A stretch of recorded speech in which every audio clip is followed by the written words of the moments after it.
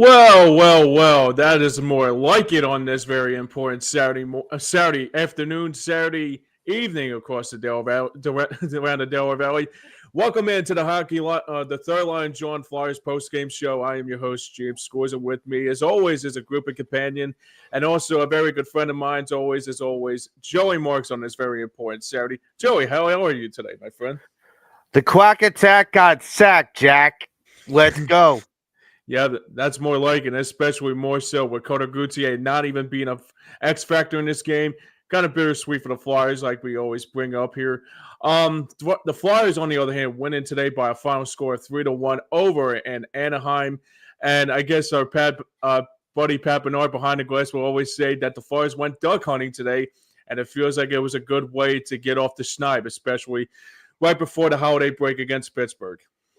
Yeah, absolutely. That Pittsburgh game was a bit of a disappointment, but trying to end the new year with a good West Coast swing and bring some of that momentum back. Definitely the way that this game started, there's still growing pains with Mm-hmm. this team, and we'll get into it a little bit. But definitely the power play has to be fixed. But yeah, getting this victory is definitely a way to get off the schneid. Yeah, man. I think that's the thing that's biggest key more than anything like that. We got a comment here, and it's Daniel Burry of Sports Highlights checks in. What's going on, Dan? How you doing, buddy? Hope all is well. Happy New Year to you. So let's get into the first period. Like the first period was actually a scoreless first period for the guys in orange and black, but it looked to me that the power play was a big key in that first period. Was like they gave up a couple times, they coughed up the puck a couple times. Kind of felt like it was a constant up the last couple games, but I feel like that was the big story in that first period was that power play not looking sharp once again. Don't you feel like it's a rerun nowadays with these Right, turnovers? right. And like the idea Too many that of them. very, very much so. And when you have turnovers, when you have a power play, it almost identifies the fact you're being way too sloppy.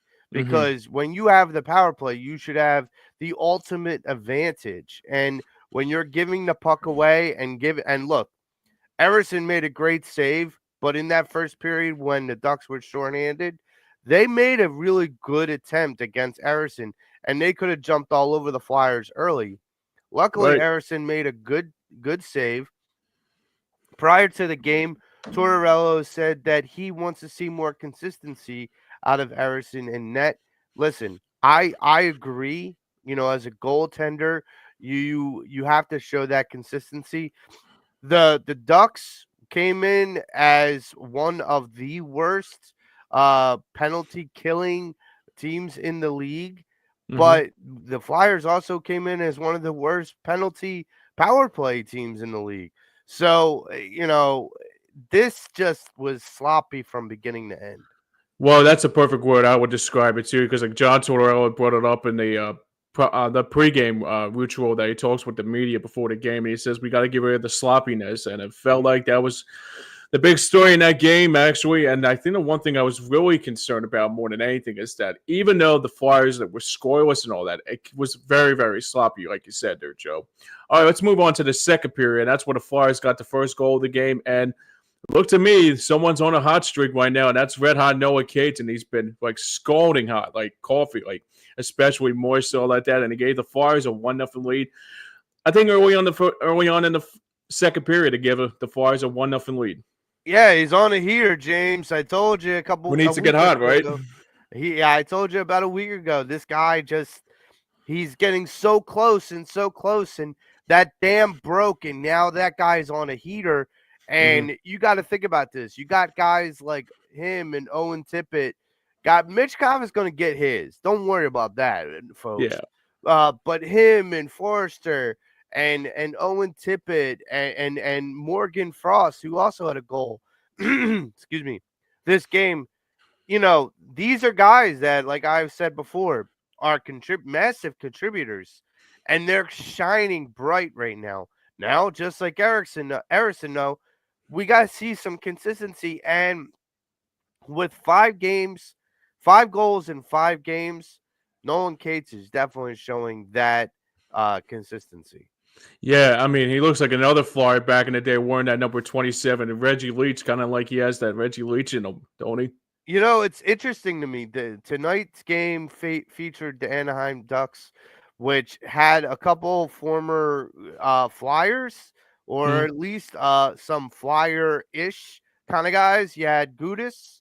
Yeah, You Buddhist, had, yeah. of course, the son of a bitch, Cutter Goodyear. Cut a Gutier, yep. I kept Cutler it as clean. Gutier.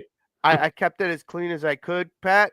Um, so and then you also had a son of a former Flyer in McTavish, and Right. that is a very interesting, situation because couple games ago we played the Blue Jackets, who also had a son of a former Flyer of Chris Gratton, hit the No, son it was Cole Mike. Gratton, It was Mike Sillinger too, and I Mike think. Stillinger. I'm sorry. No, no. I mean, that would be great to see. That would be great to hear if actually there's another grand that actually is a better outlet than like what we had here. But obviously, yeah. But you brought it up. That's a perfect. I forgot about Craig McTavish's. It's his son, right? That's playing Yep. in the NHL, right? Yep. Wow, wow. How Yeah. about that? That I so I mean, mean, you got you're three getting generations. yeah, you're getting to a point, James, and I've learned this in my older age. When you start to see the sons of the Oh players yeah. that you remember watching as a kid, you go, I'm getting old now. Because it's like those kids may not have even been a twinkle in their Mhm. daddy's eye when you were watching their daddy play on the ice. So Well, it's amazing to me. it's funny you mentioned that too because like my dad's seeing like their grandsons and their granddaughters like playing and stuff, Yeah. and it's kind of like I'm seeing the same ripple effect as the father to son and all that. So it's pretty cool Yeah. actually. So like I said, Noah Cates gets his seventh goal on the year, fifth in the last five straight games, and he's Yep. just been on a tear. Like Patty even brought up, and he's just been red hot, and it's good to know he's back to that groove again, especially after a couple of days off during the holiday break. Yeah, especially with coming off a bit of that lull in the Pittsburgh, scoring column. yeah. Yeah. Like it's interesting to come back and be able to still kind of strike while the iron's hot right now. Correct. Yeah, absolutely. As we go, so Anaheim came back and tied the game though. This goal was by I think it was Troy Terry to tie the score up at one Yep. apiece.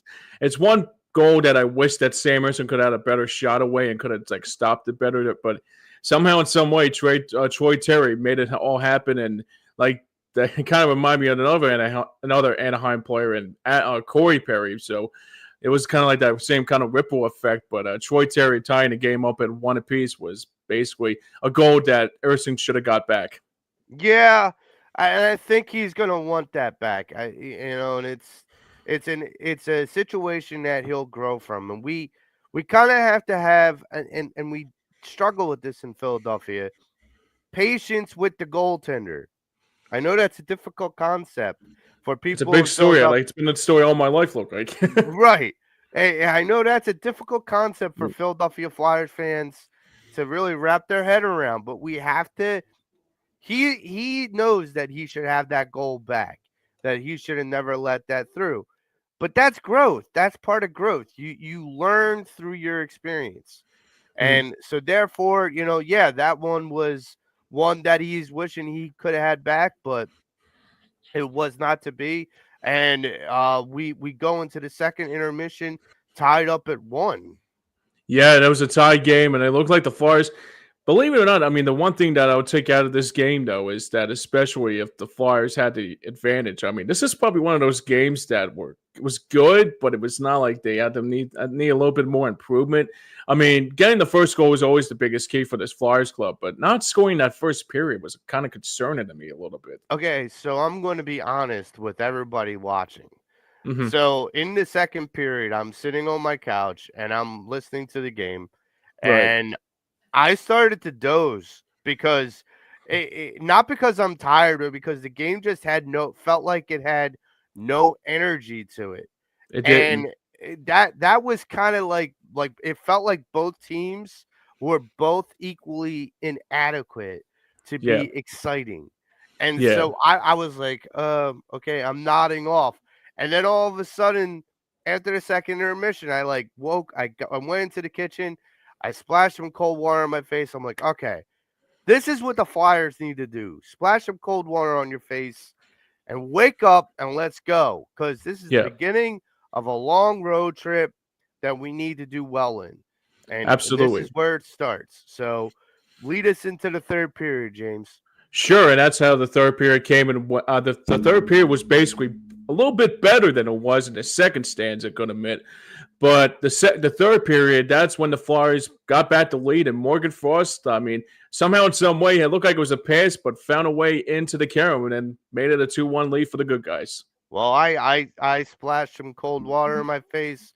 What better than a little frosty cold water with some Yeah, there you Morgan go. Frost? Like that is, you know, this kid is another player that's on this team that I feel like is going to take, just like Nolan Cates, is Yep. going to take big steps forward in this coming season.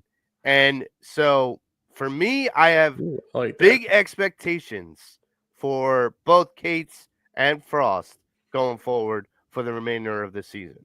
Well, Pat made up a very good one. This could be very good articles back in the day for like Inquirer or Daily News. Frostbite in Anaheim, he says that was the big one too. I would call it a little bit of Frosty the goal scorer or something like that. But Well, I'm not a big I don't know how to like catchphrase with with all that kind of stuff though. Frosty the Snow Duck, There you go. instead There of you go. Frosty the Snowman. Yeah. Yeah, But that's true too. So the Flyers again, like, look to me that the second that's kind of like the game was like the Flyers had some opportunities and missed some shots, but hey, look, Morgan Frost. I mean, you said it best, Joe. Like, he's one guy that's going to make it happen, and he got his seventh goal of the year too to yep. give the Flyers a 2-1 lead, and should be the case. I mean, that was basically the game-winning goal to give the Flyers the 2 points. Yeah, the Flyers wound up scoring an empty netter at the end of the game to make it Right. 3-1. But I'd say this: despite that win, despite the third period, up and down that game, the power play has to get better. There's no way this team can move forward and Yep. be a successful team, whether it's in the playoffs or however far they want to take themselves. They can't do it without a successful power play. They just can't. I get the whole, choose penalty kill, being good at the penalty kill or being good at the power play. You could still be good at both.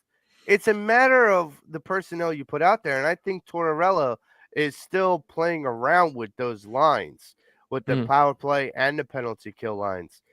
Right. There was something that was said during the Philly season at one point in time with the manager. Stop playing around with the lineups. Okay. Leave them alone and let them grow together. All right. Do you think, James, that this is what needs to happen? I mean, do you think that if Torch just leaves the power play and penalty kill lines alone, that Well, it will allow for some chemistry? It's a very good question there, Joe, because I think the thing that kind of surprises me a little bit is that you got the talent that you need on the power play. It's just that now you just have to find a way to like make it gel a little bit. I guess that's the one thing I took out of it is that sure he's trying to mix and match what fits and what doesn't fit, but at the same time, it's like if you're trying to do the best you can to make it like kind of connect a little bit to try to understand okay, Frost is good here and also Cates is good here, X, Y, and Z. Like, I mean, it's something that it has to be critiqued more and more, and maybe that's where like Rocky Thompson has to come in and try to fix the lines up too, and like give like John Tortorella a little bit of a hand about what they need to do on that PowerPoint too. Yeah, it's a matter of if you're always switching it because you're trying to give these different young guns different opportunities. I get it, but you got to let some of these kids kind of grow together. For You sure. just do, because I mean, we all knew back in the day with Lindros, Leclerc, and Renberg, the Legion of Doom, that error, even with the Gagne and that The Danny Briers and stuff, right? yeah, we knew what the power play lines look like Yeah. because we knew what the gel looked like. But if you keep tweaking with it to try to play mad scientist that make there is no perfect power play line. Hmm. There is no perfect penalty kill line. There's something that can get close, of course, because there's a number one power play team and there's number one penalty kill team. So of course there's something close. But even in that first place, that first ranked team for both penalty and power play, um, you know, they're not perfect. And No. so for what it's worth, you have to start building that confidence and chemistry up through the penalty kill and through the power play. Yeah, absolutely. And that's how you're going to win in this league. Especially, I mean, if Chemo Timonen was still on this team right now, we'd be talking about how much he's the quarterback of that power play and Mhm. how they could find a way to make sure it happens. So that's going to be a big key too. So, so this game today actually was a game that could have been better, but we take the win. But the big story in this game too, Joe, was Sam Ersing only giving up one goal and stopping 32 out of 33 shots on this very good victory here tonight. I'm telling you, if Torch wanted some consistency, if he wanted a bounce back game, if he wanted Harrison to go out there and prove his worth, despite giving up that one goal, I think he most certainly did. It's still a work in progress for him. Right. And Pat Bernard will tell you that the confidence in the goaltenders that we currently have isn't like through the roof. But Sure. if the goaltenders that we have can show out, despite what team they're playing against, it matters. And this game mattered in that regard. Why don't we give our MVPs of the game, James? Yeah, let's do that. So I guess the big MVP of the game for me, I think that's the big storyline that's been the real case for this Flyers club the last 5 games is Noah Cates. I mean, Mm. he's just one guy that's had a really good 5 games. He's scored so many goals. It's kind of like he's going through that same phase that Owen Tippett had, and even like Travis Konechny on in this early on in this season too. So I got to go with the new guy in, well, actually not the new guy in town, but the player that plays a lot of I guess he's I think the one thing I'm really glad to say too is that Noah Cates has become really I wanted to see him grow and grow, but I'm really glad to see that he's become like a really good player for this club, especially more so in these last 5 games too. Yeah, I would say that my MVP has to be Morgan Frost because this There is you a go. guy who I've been wanting to come out and shine for a while. Now I want to see more. I'm Mhm. greedy as hell. I want to see more, Morgan. I am not satisfied with 7 goals. I want more out of you because not because I don't just because I'm being greedy, but because honestly I think you have the talent. Mhm. And there are guys that I've basically exiled out of the Philadelphia Flyers organization that I felt like had the talent, just didn't have the leadership, didn't have the intangibles. I think he has like both parts, really. He is sometimes being flip flopped around from line to line, and he's having to play with different line mates. That takes a little bit of leadership and a little bit of quarterbacking himself in order to make sure he puts himself in the right position to potentially score. And Right. tonight, despite the kind of shot he took, he put himself in the right position He despite really the did. shot. Yeah, he really did, Joe, and I think that's a very good MVP of the game too. So let's get our grades in here. I guess our good grades that to see what the Flyers would do for the next coming game. But it's 24 hours from now, right after this game tonight, they go right up to LA to take on the Kings. So for me, I gotta give it for my grade. I gotta give it a little bit of a C minus because it wasn't a game that could have been that the game could have been better, but like you said early on in the broadcast, and even Bobby Brink, and I'll get on to Bobby Brink because he had his like first he has 12 assists this season and all that too. But for me, the grade I'll get into is that this is a C minus because it's a game that you could have said, okay, Anaheim is a little bit below the pack, but you should have like handled it more and more as the game went on. So for me, I mean, I wasn't impressed by the effort, but I'm glad they got the 2 points out of it. But maybe that's probably because Anaheim is just that bad, and I guess I wanted to see more here today. You know what, James? You're kind of spot on. And I'll say this. I fall asleep to Broadway shows. I fall asleep to Right? some musicals. I rarely fall asleep to sports. Yeah, Especially mid-afternoon. I'm old, I'm not that old. yeah, And so for this game to put me to sleep, I give it a C minus as well yeah. because it wasn't exhilarating. These are two young teams. And Hmm. despite what Anaheim has, the Flyers are young and are on the way up. They're Right. trending on the way up where Anaheim isn't really. I mean, they're Sure. they're trying to they're trying to find their footing, even with webbed feet. But they're trying to find their footing in what they're going to do going forward. Right. Um, the Flyers just from the power play and the lack of success there to the not like strangling the Anaheim Ducks. Right. This should not have been as close as that was. Yeah, this should have been like kind of like a better game like A for both 6-1 sides. game. Like, That's what I was thinking too. yeah. Exactly. That's what I was exactly thinking. All right. Like I said, 1-0 mission here. Before that, Scott Lawn and Bobby Brink both had himself some games in today. So I think Scott Lawn had 12 assists. He got his 12th assist along with Bobby Brink as well, and also Bobby Brink also on the other hand too played in game number 100 in his NHL career. Kind of shocking about that too to see how long he's been in that league so far. So congratulations on game number 100, Bobby and host. Also, it was good to see that Coder Gutier wasn't involved in the game today, so it's good to know a little bit of bittersweetness as we get closer and closer to as we wrap up here. And here's another thing to think about and for people to look forward to Hmm. is Cutter Gauthier had no impact on this game, which I'm Right. ecstatically thrilled for. Yeah. There were some boos every time he touched the puck. The Yep. Anaheim Ducks are coming to the barn in about little more than 2 weeks. Right.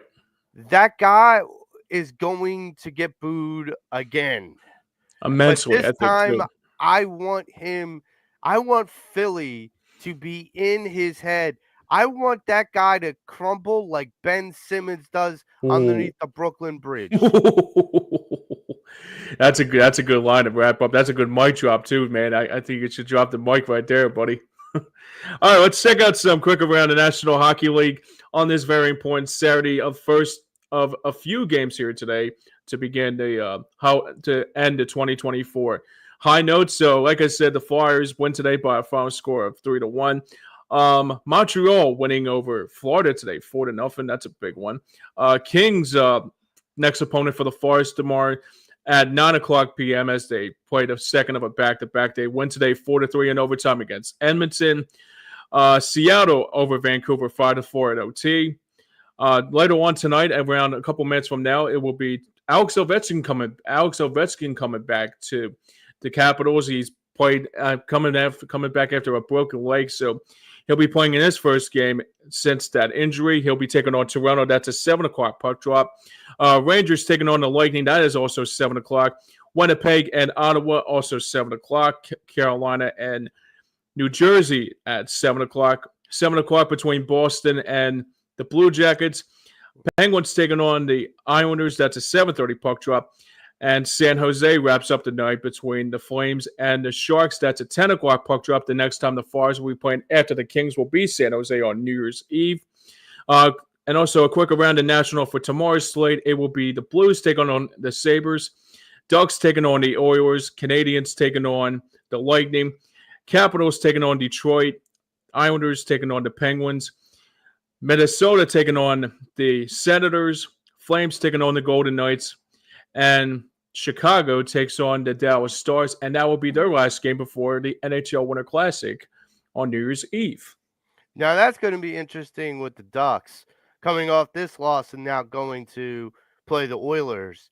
Mhm. That's going to be an interesting situation. I mean, that's that's going to be a tough game for the Ducks. Yeah, it's right. So, it's interesting to me that this should have been more of a priority for the Ducks to try and win, and they didn't. But now the Flyers need to keep this momentum going forward to LA and San Jose and so on and so forth, and ring in the new year in San Jose by bringing, 2 more making it points. right, 2 more points and making it a 3-0 West Coast trip so far. Yeah, absolutely. And I like to get some bitter revenge against those Kings that gave up 7 goals the last time we took on each other after that. So hopefully more the same on the other side. And know the Flyers will score 7 goals, maybe to give us a little bit of a positivity that day. And also the Eagles capturing the NFC East tomorrow against our bitter rivals from the guys over in Dallas. So it's going to be a busy day tomorrow around the NHL tomorrow and the NFL tomorrow. So I got to keep close with that as well. But that is a wrap for us here on the Third Line Jawn Flyers postgame show. Like I said, I want to thank my good friend Joey Marks once again, buddy. You do an excellent job. We always do a great job doing all this stuff. And also Pat Bernard behind the glass. And now for everyone behind the scenes and for everyone that made this work today, Flyers win again by a final score of 3-1 over the Anaheim Ducks here on this Saturday afternoon. Tomorrow, the Flyers will be back again. I'll be back for the pregame show around 8:30. So far, and the Flyers are 500 once again to close it, the beginning of the closeout of the 2024 year. Like I said, Flyers Kings tomorrow. That will be at 9 o'clock puck drop. I'll be back for the pregame show, and I'll try to make it for the postgame show if it's not too late for me because I like my sleep and I am a deep sleeper and all that. But for everyone behind the scenes and for everyone that made it all work here, for Joey Marks and for Pat Bernard behind the glass, I am James Scorza here saying so long. Until then, we will see you right back here tomorrow night for another installment of the Third Line Jawn postgame show. Have a great night, everybody.